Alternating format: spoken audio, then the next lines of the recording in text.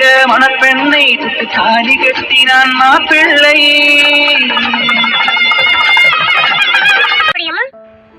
நான் சொல்றதான உண்மைதானே? என் தம்பி உங்க வீட்டு வேலைக்காரன தான் நினைச்சிட்டு இருக்கீங்க. ஒரு நாளாவது அவனை நீங்க உங்க மச்சானா பாத்துருப்பீங்களா? இல்ல அவனை நீங்க டேய் மச்சான்னு ஒரு வார்த்தை கூப்பிட்டுருப்பீங்களா? அவனும் கல்யாணம் ஆன நாள்ல இருந்து இன்ன வரைக்கும் உங்ககிட்ட சாரு என்ன கூப்பிட்டு இருக்கான். என்ன மாமான்னு கூப்பிட சொன்னீங்களே, அவனை ஒரு நாளாவது கூப்பிட்டு சொல்லிருப்பீங்களா? அது சரி, அது எப்படி சொல்லுவீங்க? அவன் உங்க வீட்டு வேலைக்காரனாச்சே. வேலைக்காரன் எந்த இடத்துல இருக்கணுமோ அந்த இடத்துல தானே வச்சிருப்பீங்க.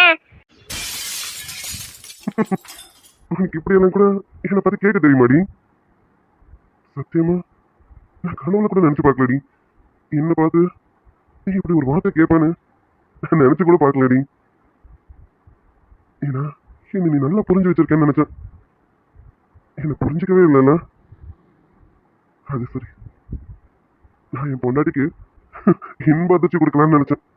ஆனா என் பொண்டாட்டி எனக்கு அதை விட பேரதிர்ச்சி கொடுத்துட்டான். தேங்க்ஸ் டீனிலா, ரொம்ப தேங்க்ஸ்.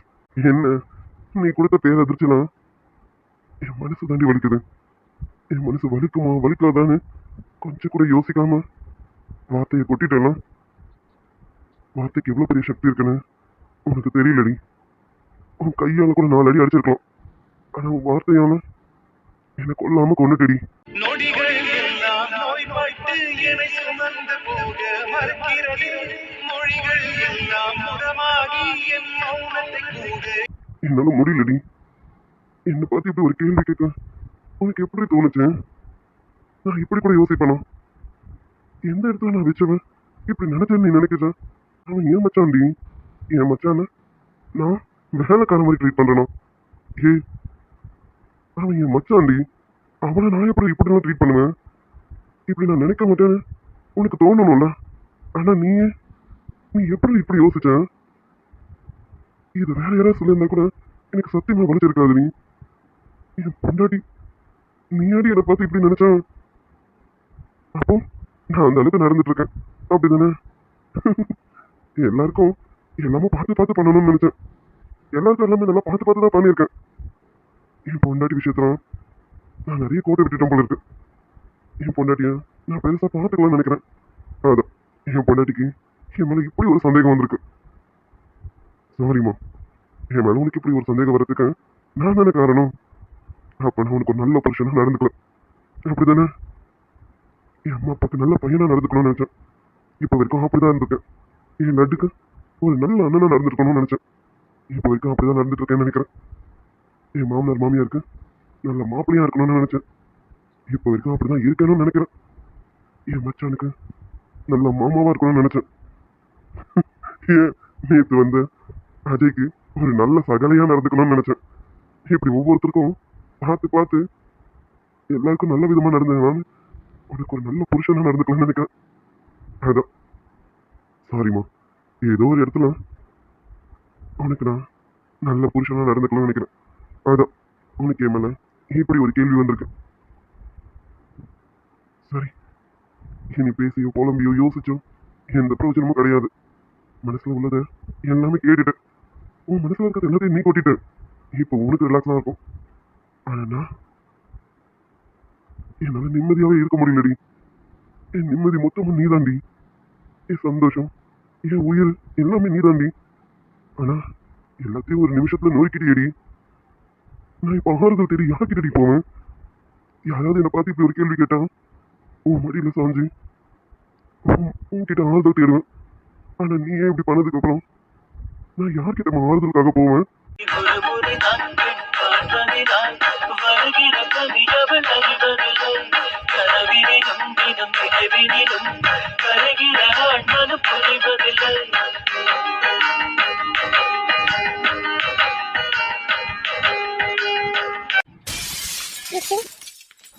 சொல்லுமா.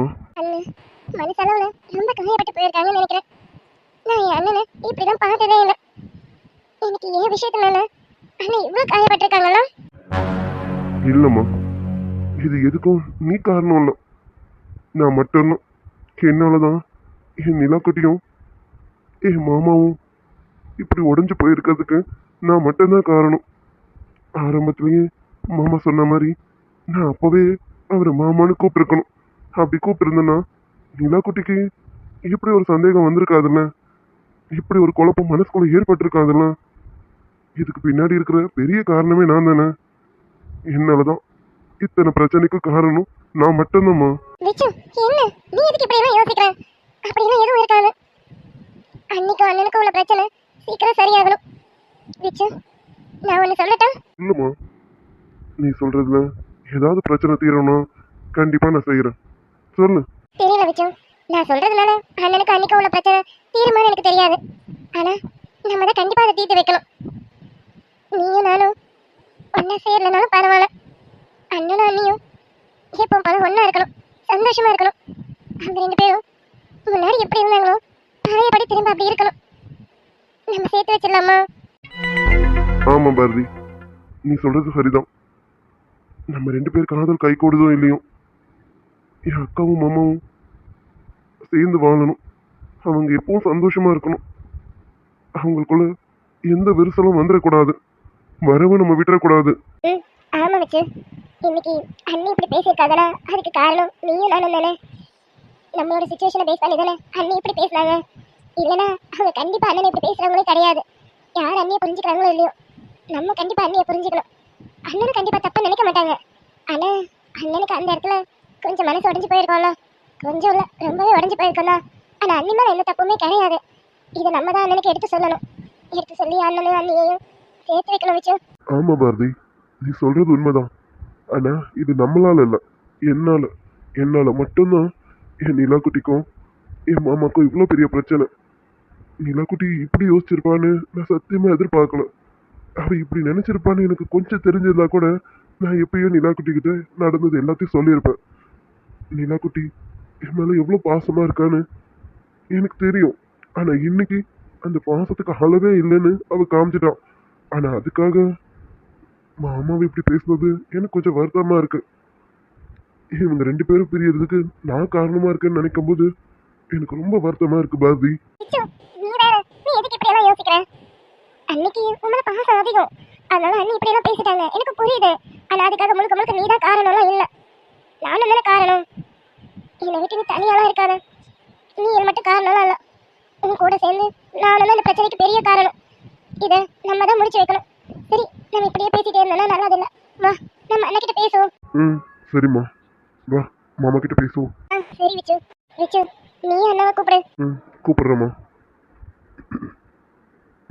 மாமா விச்சோ, லட்டு என்ன இந்த டைம்ல? வாங்க, நானும் உங்ககிட்ட பேச தான் இருந்தேன். சரி மார்னிங் பேசலாமே நினைச்சேன்.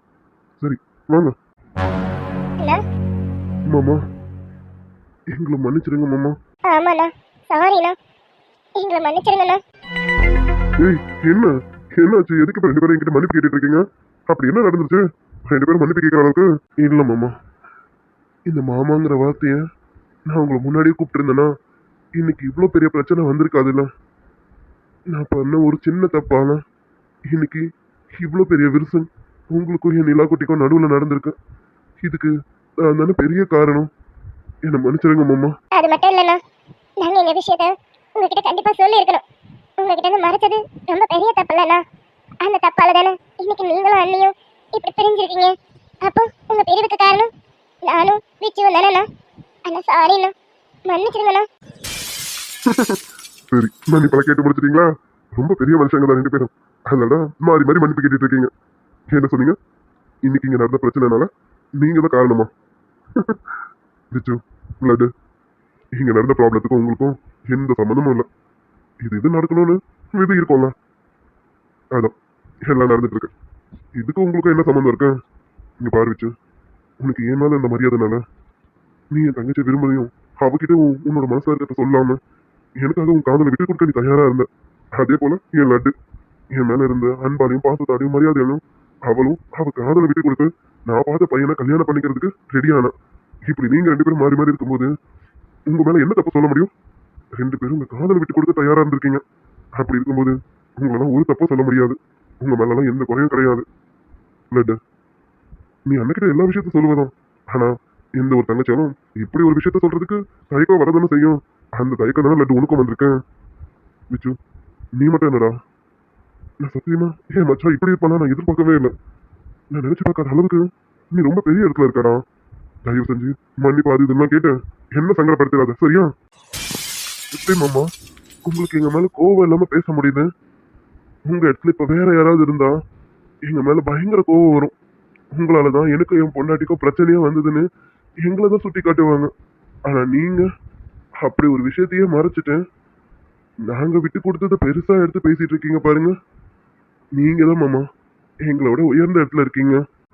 டேய் விச்சு, என்னடா பேசிட்டு இருக்க? இது நான் பண்ணது பெரிய விஷயமா? நான் அப்படி என்ன பண்ணிட்டேன்? நான் எதுவும் பண்ணல. அது மட்டும் இல்ல, உங்க மேல கோவப்படுறதுக்கு என்ன இருக்கு?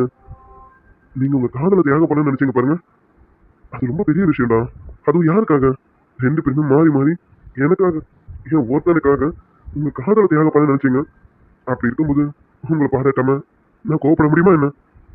சரி, நடந்தது நடந்து போச்சு, அதெல்லாம் விட்டு தள்ளுங்க. அதெல்லாம் சீக்கிரமே சரியாகும், அதை விட்டு தள்ளுங்க.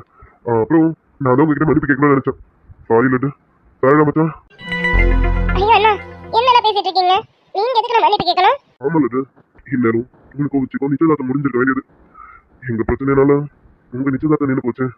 அது நினைக்கும் போது எனக்கு கஷ்டமா இருக்கு. அதுக்கு உங்ககிட்ட மன்னிப்பு கேட்டதானே ஆகணும். சாரி லட்டுமா. உங்க நிச்சயதார்த்தத்தை இன்னைக்கு நல்லபடியா சிறப்பாக முடிக்கணும்னு நினைச்சேன். ஆனா அண்ணாவால் அது முடியலடா. ஆனா கண்டிப்பா நடத்துவோமா? நீ நினைச்ச மாதிரி உன் மனசுல நினைச்ச இதோ என் மச்சான் வச்சுது உனக்கு ஒரு நல்ல கணவனா வருவோம். உங்க ரெண்டு பேருக்கும் நிச்சயதார்த்தம் கல்யாணம்னு எல்லாமே நல்ல சிறப்பா நடத்துவேன். இந்த அண்ணமலை நம்பிக்கை இருக்கலாம். இந்த அண்ணமலை எந்த கோவமும் இல்லைல்ல. இன்னைக்கு என்னடா நம்ம நிச்சயதார்த்தம் நடக்கலன்னு அண்ணமலை உனக்கு ஏதாவது கோவம் இருந்தா சாரிடா லட்டு. டேய் மச்சான் சாரிடா. ஐயோ அண்ணா, என்னடா நீ எங்ககிட்ட போய் மன்னிப்பு கேட்டுட்டு இருக்க? நீ மன்னிப்பு கேட்கறது தப்புன்னு சொல்லிட்டு இருக்க.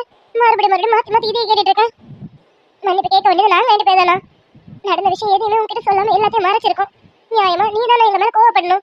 ஆனா கோவத்தை மறைச்சிட்டு நீ என்னடா நிச்சயதார்த்தம் நடக்கலன்னு எங்ககிட்ட மன்னிப்பு கேட்டுட்டு இருக்கா? இது மட்டுமா? எங்களால உனக்கும் நிலானிக்கும் எவ்வளவு பெரிய பிரச்சனையே வந்துருச்சு. இப்ப நீயும் அண்ணியும் ரெண்டு பேரும் பேசாம அண்ணி அங்க அழுதுட்டு இருக்காங்க, இங்க நீ ஃபீல் பண்ணிட்டு இருக்க. இதெல்லாம் யார் காரணம்? இதுக்கெல்லாம் காரணம் நானும் வச்சு வந்தானா? அது ஃபேமிலின்னு வந்தா 1000 பிரச்சனைகள் வரதாண்டா செய்யும். அதுக்கு நம்ம தான் காரணம்னு நம்மளே எடுத்துக்க கூடாது. ஏன் சில சமயம் காரணமே இல்லாம சண்டைகள் வரும். அதனால எல்லாத்துக்கும் நம்ம தான் காரணம், நம்மளாலதான் இப்படி ஆயிடுச்சோ அப்படின்னு நம்ம நினைச்சு நம்மளை நாமளே சோர்வாக்கிக்க கூடாது, சரியா? இது இங்க மட்டும் கிடையாது.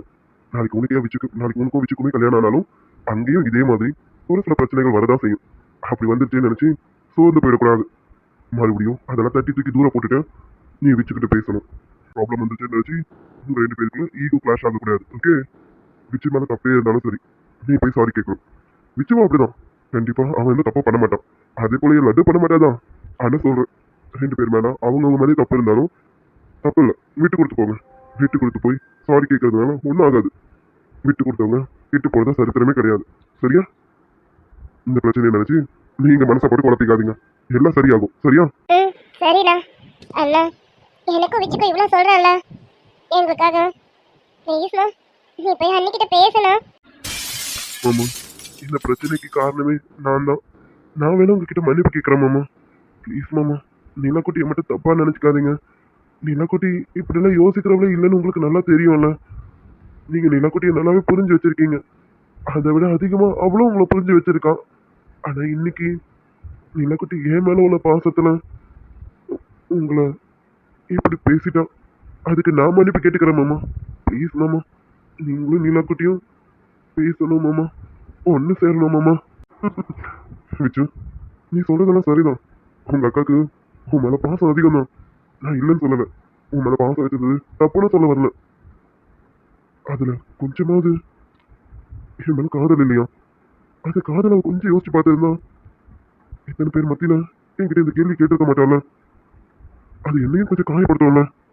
அந்த காயம் சரியாகிறதுக்கு கொஞ்சம் டைம் வேணும்ல. உடனே என்னால எதையும் பண்ண முடியாதுல்ல. அத மற்றபடி நீங்க நினைக்கிற மாதிரி எனக்கு எந்த ஈகோவும் கிடையாது. பட் மனசு கொஞ்சம் ரணமா இருக்கு, அதான். இதெல்லாம் நீங்க யோசிச்சுட்டு மனசை பற்றி குழப்பாதீங்க, சரியா? இல்ல மாமா விச்சு, அதெல்லாம் எதுவும் இல்லை. எங்களை பத்தி நினைச்சிட்டு உங்க சந்தோஷத்தை தொலைக்காதீங்க. அப்புறம் இன்னும் நீ லட்டுக்கிட்ட உன் மனசுல இருக்கிறத சொல்லல, எப்ப சொல்ற மாதிரி ஐடியால இருக்க? நல்லாவே டாபிக்க மாத்துறீங்க மாமா. டேய் மச்சான், டாபிக் எல்லாம் மாத்தலாம், உண்மையதான் கேட்கிறேன். இன்னும் என் லட்டுக்கிட்ட அவன் மனசுல இருக்கிறத சொல்லலையே. ஆனா என் லட்டு அவன் மனசுல இருக்கிறத பல தடவை உன்கிட்ட சொல்லிட்டான். சீக்கிரமா உன் காதலியே என் லட்டு கிட்ட சொல்லு. என்ன லட்டு, உண்மைதானே? அண்ணா போங்க. ஆனா என் லட்டுக்கு வெக்கால பட தெரியுதே. இது வரைக்கும் இந்த அண்ணனுக்கு இது தெரியல பாத்துக்க. அப்ப இந்த வெக்கத்துக்கு காரணம் யாரு? என் மச்சான் தானே? அண்ணா உண்மைதானே லட்டு சொல்றேன். சரிப்பா. டேய் மச்சான், இன்னும் என்னடா எதையோ நினைச்சிட்டு இருக்கான். போய் பாரு, அதான் எல்லாம் நல்லதாவே நடக்கும். இந்தா நீ முதல்ல பாரதி கூட்டிட்டு உள்ள போ. ரொம்ப நேரமா இங்க நிக்காதீங்க, பனியா இருக்குல்ல. போங்க உள்ள போ. லட்டு போமா. ம் சரிங்க மாமா. அந்த வானத்தை போல மனம் படைச்ச மன்னவனே, பனி துளிய போல குணம் படைச்ச தென்னவனே, மனசு எல்லாமே கோவிலையா, அதுல நீதானே சாமி ஐயா. நல்லவல்லா இவன் வல்லவல்லா, நல்லதெல்லாம் இங்கே சொல்ல வந்தா.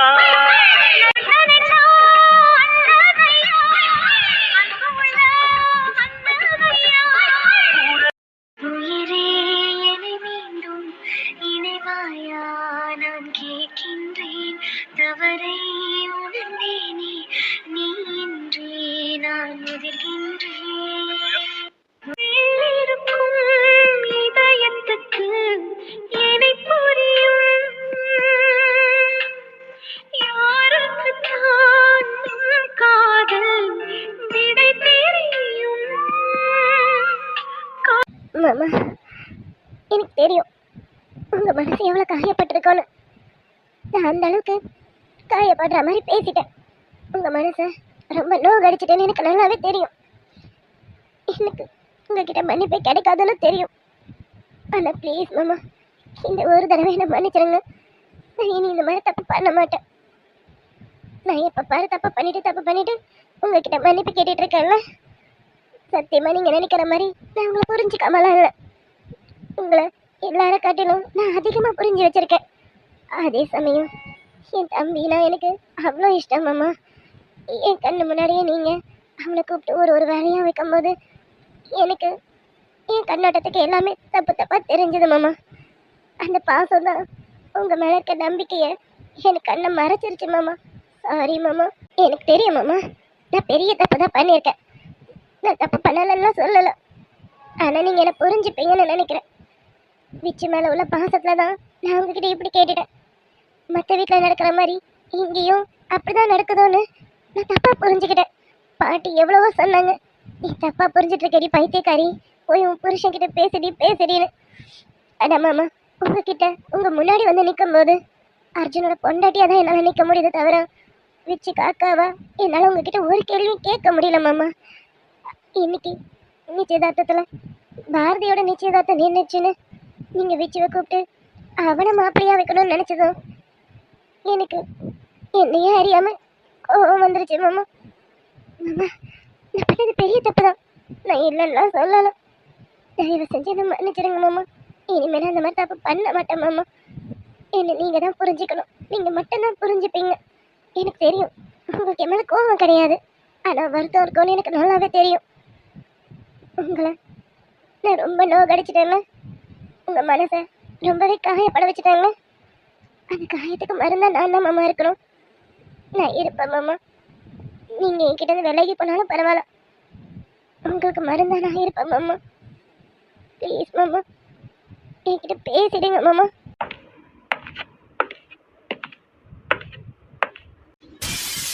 மாமா மாமா, உங்களுக்கு என் மேலே கோவம் இருக்கும்னு எனக்கு நல்லாவே தெரியும்.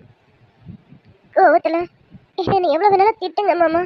ஏன் 4 அடி கூட அடிச்சிருங்க மாமா. ஆனால் என்கிட்ட பேசாம மட்டும் இருக்காதீங்க. இது என்னால் தாங்க முடியல மாமா. மாமா ப்ளீஸ், நான் பண்ணதெல்லாம் தப்பு தான். அதுக்கு மன்னிப்பு கேட்குற அருகதை கூட எனக்கு இல்லை தான். நீங்கள் என்னை மன்னிக்க மாட்டீங்கன்னு எனக்கு தெரியும் மாமா. இதுக்கப்புறம் நான் இந்த மாதிரி எதுவும் பண்ண மாட்டேன். நான் உங்களை புரிஞ்சுக்காமலாம் இந்த கேள்வி கேட்கல. எல்லாரை விட நான் உங்களை ரொம்ப நல்லாவே புரிஞ்சிருக்கேன். என் தம்பி மேலே உள்ள பாசத்தில் தான் இப்படி ஒரு கேள்வியை நான் கேட்டுட்டேன். உங்கள் மனசுக்கும் அது தெரியும். நீங்கள் மேலே கோபமாக இல்லைன்னு எனக்கு தெரியும், ஆனால் வருத்தம் இருக்கும். உங்கள் மனசு காயப்பட்டிருக்குன்னு எனக்கு நல்லா தெரியும். ப்ளீஸ் மாமா, என்கிட்ட ஒரே ஒரு வார்த்தை பேசுங்க மாமா. என்ன என்ன வேணாலும் திட்டுங்க, 4 அடி கூட அடிச்சிருங்க மாமா, நான் வாங்கிக்கிறேன். என்கிட்ட பேசாம மட்டும் இருக்காதீங்க, என்னால இது தாங்க முடியல. அது சரி, அவருக்கு கோபம் வருத்தானே எல்லாமே இருக்கும்ல. நான் என்ன சின்ன விஷயமா பண்ணியிருக்கேன்? அவர் மனசு எந்த அளவுக்கு காயப்படுத்தியிருக்கேன். அதுக்குள்ள அவர் மறந்துடுவாரா என்ன? அதனால மறந்துடுவாரு, எனக்கு தெரியும். என் மாமா பத்தி எனக்கு நல்லா தெரியும். மாமா ப்ளீஸ் என்ன மன்னிச்சிடுங்க மாமா. நான் பண்ணதெல்லாம் தப்பு தான், நான் தெரியாம பண்ணேன்னு மட்டும் சொல்ல மாட்டேன். நான் பண்ண தப்புக்கு உங்ககிட்ட மன்னிப்பு கேட்குறேன், என்ன மன்னிச்சிடுங்க மாமா. இருங்க மாமா, நான் உங்களுக்கு டவல் எடுத்துட்டு வரேன். மாமா என்னங்க டவல் என்னங்க? அது சரி, என் மேல கோவமா தான் இருக்காரு. இவர் கோவம் எப்போ குறையும்னு தெரியல, அதை எப்படியாவது நான் குறைச்சிடுவேன். மாமா மன்னிச்சிடுங்க மாமா, ப்ளீஸ் மாமா. மாமா சாப்பிட்டீங்களா? என் மேல இருக்க கோபத்துல சாப்பிடாம இருக்காதீங்க ப்ளீஸ் மாமா. சாப்பிட்டீங்களா? ஆனா நான் இன்னும் சாப்பிடல, எனக்கு பசிக்குது. ஆமா, நான் பசி தாங்க மாட்டேன்னு உங்களுக்கு தெரியும்ல. நீங்க சாப்பிட்டீங்களா இல்லையான்னு தெரியல, அதை நானும் இன்னும் சாப்பிடல. நீங்க சாப்பிட்டீங்களா? நான் சாப்பிடலன்னு சொன்னாவது என்கிட்ட ஒரு வார்த்தையாவது பேசுவார்னு நினைச்சேன். ஆனா அவர் பேச மாட்டார் போல இருக்க. அது சரி, கொஞ்சமானதான் பண்ணியிருக்கேன். உனக்கு இதெல்லாம் இல்லை, இன்னும் நிறைய தண்டனை கொடுக்கணும். அவரா இருக்க போய் உனக்கு தண்டனைன்னு எதுவுமே கொடுக்கல. இவர் இடத்துல வேற எவனாவது புருஷனா இருந்திருந்தா நம்மளை எல்லாரும் வீட்டை விட்டே துரத்தி இருப்பான். அது சரி, இவர் என் மாமா வச்ச, எனக்கு தெரியும் என் மாமா பத்தி எப்படின்னு. மேல இருக்க கோவத்துல இவர் சாப்பிட்டாரா இல்லையானு தெரியல. அத்தை கிட்ட பாட்டி கிட்ட கேட்கலான்னு நினைச்சா எந்த முகத்தை வச்சுட்டு நான் உங்ககிட்டலாம் பேசுவேன்? எல்லாரையும் எந்த அளவுக்கு நோகடிச்சிருக்கேன். இந்த வீட்டு ஆளுங்க கிட்ட யார்கிட்டயும் என்னால முகம் கொடுத்து கூட பேச முடியாது. மாமா சாரி மாமா. என்ன இவ படுத்துட்டா? சாப்பிடலன்னு சொன்னா நம்ம சாப்பிட்டா என்ன, சாப்பிடலன்னா என்ன? இவ போய் சாப்பிட வேண்டியதானே? அது சரி, எனக்காக சாக்ரிஃபைஸ் பண்றாங்க போல இருக்கு. என்னதான் பண்ணட்டும். மாமா எனக்கு தெரியும் இப்போ நீங்க என்னதான் பார்த்துட்டு இருப்பீங்கன்னு. நான் சாப்பிடலன்னு சொன்னதை நினைச்சு அதை நினைச்சு ஃபீல் பண்ணிட்டு இருப்பீங்கன்னு தெரியும். ஆனா நீங்க சாப்பிடாம நான் மட்டும் எப்படி சாப்பிட்றதா? எல்லா பிரச்சனைக்கும் நான் தான் பெரிய காரணம். ஆனா நான் மட்டும் வயிறு நிறைய கொட்டிக்கிட்டு வந்து தூங்க முடியும்? நீங்க என்னைக்கு என்ன மன்னிக்கிறீங்களோ அப்பதான் நான் சாப்பிடுவேன், அது வரைக்கும் நான் சாப்பிட மாட்டேன். காதல் தேடி வாழ்ந்த தாழை கை கூடி வந்த ஏழை பார்க்க வந்தாள் ரோஜா மாலை. அவள் பார்க்கும் முன்னே என்ன லீலை.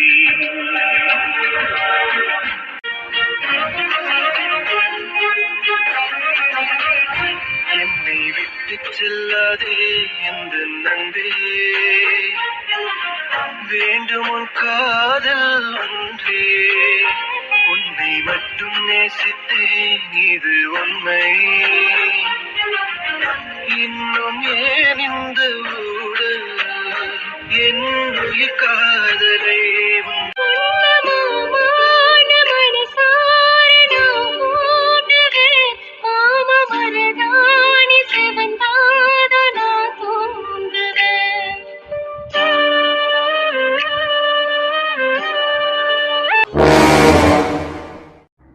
இங்க என்ன நடக்க போகுதுன்னு தெரியல. டேட் எதனா அம்மாவை திட்டிருப்பாரா? கீர்த்தனை எதனா பேசியிருப்பாரா?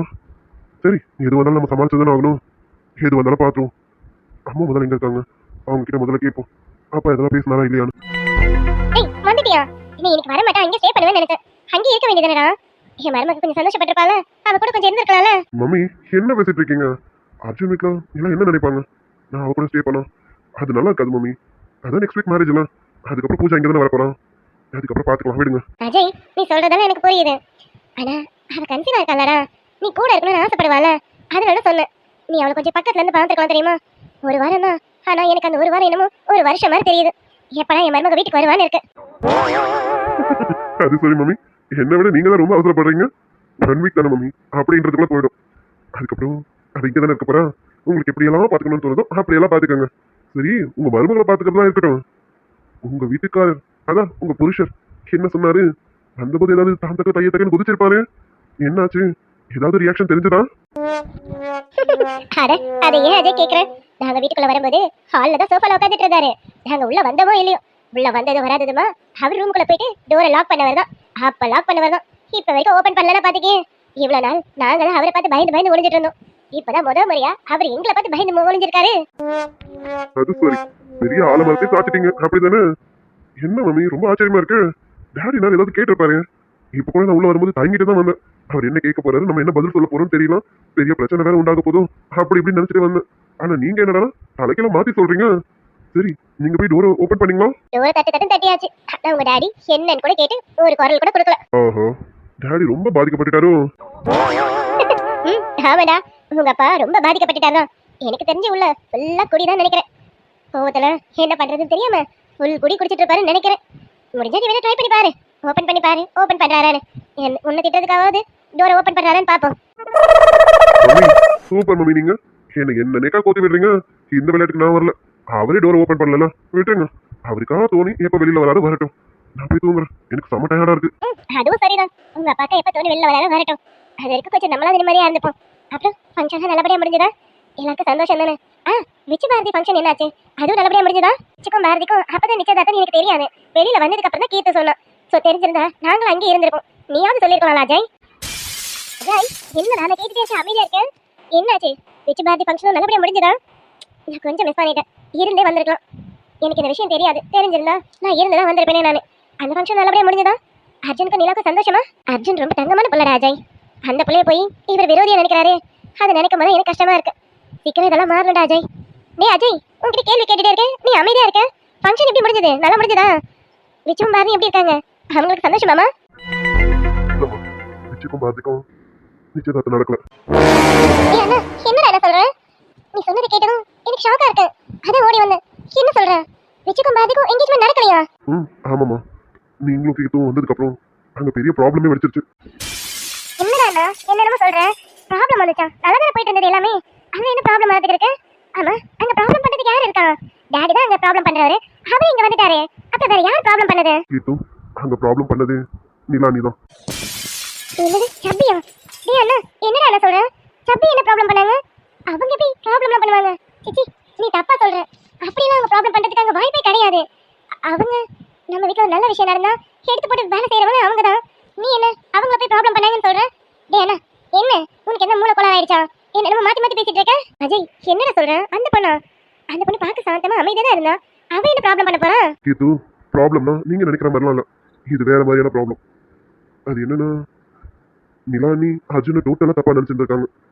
விச்சுவன் அர்ஜுன் ஏதோ வேற மாதிரி ட்ரீட் பண்ற மாதிரியும், இப்போ நிச்சயதார்த்தம் நின்னதுனால வேற வழியே இல்லாம விச்சுவன் பாரதிக்கு நிச்சயம் பண்ண போறாங்க அப்படின்ற மாதிரி எல்லாமே டோட்டலா தப்பா நினைச்சுக்கிறாங்க. அப்படி டோட்டலா தப்பா நினைச்சவங்க எங்க எல்லார் மத்தியிலையும் அர்ஜுன வார்த்தையால அவங்க கொண்டுட்டாங்க. என்னடா சப்பி அர்ஜுன தப்பா நினைச்சாங்களா? இதுக்கு வாய்ப்பே கிடையாது. அவங்க விச்சு மேல உள்ள பாசத்துல ஏதோ தப்பா பேசுறாங்கன்னு நினைக்கிறேன். ஆனா சப்பி இப்படிப்பட்ட ஆள்லாம் கிடையாதுண்ணா. எனக்கு சப்பியை பத்தி நல்லா தெரியும். ஆமா கேத்துமா, எனக்கும் அவங்க கிட்ட பேசி பழகின கொஞ்ச நாள்லயே அவங்கள பத்தி எனக்கும் தெரியும். ஆமா, அவங்க அர்ஜுனை தப்பா தான் புரிஞ்சுக்கிட்டாங்க. நீ சொன்ன மாதிரி வீட்டு மேல உள்ள பாசத்துல தான் என்ன பேசுறோன்னு தெரியாம பேசிட்டாங்க. அதை நினைச்சு இப்ப அவங்களும் ஃபீல் பண்ணிட்டு தான் இருக்காங்க. இப்ப என்ன, அர்ஜுனுக்கும் அன்னைக்கும் தான் பேச்சுவார்த்தை இல்லாம அமைதியா இருக்காங்க. அதை பார்க்கும்போது ரொம்ப கஷ்டமா இருக்கு.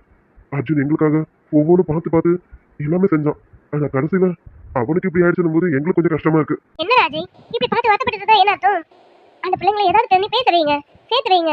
உங்களுக்கு அந்த பிள்ளை இவ்வளவு பண்ணிருக்காங்க, நீங்க அதுக்காக அவங்களுக்கு இது கூட பண்ணலன்னா என்ன அர்த்தம்? நீங்க ஏதாவது பேச வேண்டியதானே? ரெண்டு பேரும் ஏதாவது பேசி சம்மந்தப்படுத்தி விட வேண்டியதானே? அதெல்லாம் நிறைய பேசியாச்சு. ஆனா அவனுக்கும் கொஞ்சம் வருத்தம் இருக்கும் இல்லம்மா. அதை நீங்க சொன்ன மாதிரி கண்டிப்பா அவங்க ரெண்டு பேரும் பேச வச்சு சேர்த்து வச்சிருவோமா. எனக்கு இவ்வளவு பெரிய நல்லது பண்ணியிருக்கான், அவனை நான் அப்படியே விட்டு வேணாம். அதெல்லாம் நீங்க கவலைப்படாதீங்க. இன்னும் 2 நாள் இந்த ப்ராப்ளத்தை சால்வ் பண்ணிடுவோம், நீங்க கவலைப்படாதீங்க. அப்புறமா நாளைக்கு காலையில அர்ஜுன் வீட்டுக்கு போறேன். பூஜாவை செக்கப்க்கு ஹாஸ்பிட்டல் கூட்டிட்டு போகணும். நான் காலையில கிளம்புறேமா? அதான் அஜய் நல்லது. எவ்வளவு சீக்கிரம் அந்த பிள்ளைங்க சேர்த்து வைக்க முடியுமோ சேர்த்து வைங்க. அந்த பிள்ளை உங்க எல்லாருக்கும் பார்த்து பார்த்து ஒண்ணு இவ்வளவு தூரம் பண்ணியிருக்காங்க. அப்படி இருக்கும்போது அந்த பிள்ளைக்கு இப்படின்னா என்னாலே தாங்க முடியல. நீ முதல்ல அது என்ன ஏதுன்னு பாரு. ஆமா நானே சொல்ல நினைச்சேன். நீ மருமகளை ஹாஸ்பிட்டல் கூட்டிட்டு போ. அவளுக்கு குழந்தை எப்படி இருக்கு என்ன இருக்கு அவளை பார்த்தாலே தெரியுது கொஞ்சம் வீக்கா இருக்கான்னுட்டு. என்ன ஏதுன்னு நீ நல்லா பாத்துக்க. டேய் இந்த ஒரு வாரமும் அவ பக்கத்துல இருந்து பாத்துக்க. அவ வீட்டுக்கு வந்ததுக்கு அப்புறம் நாங்க பாத்துக்கிறோம் சரியா? ஆமாடாண்ணா நீ சீக்கிரமா அர்ஜுனோட ப்ராப்ளம் என்னன்னு பார்த்து அதை சால்வ் பண்ணடானா. நானும் ஏதாவது ஹெல்ப் பண்ணணும்னா சொல்லு, கண்டிப்பா பண்றேன். சரிம்மா சரிம்மா, நான் போய் படுக்கிறேன். காலையில் சீக்கிரம் எழுந்திரிக்கணும். சரி ராஜி, நீ போய் படுத்து ரெஸ்ட் எடு. நாங்களும் போறோம்.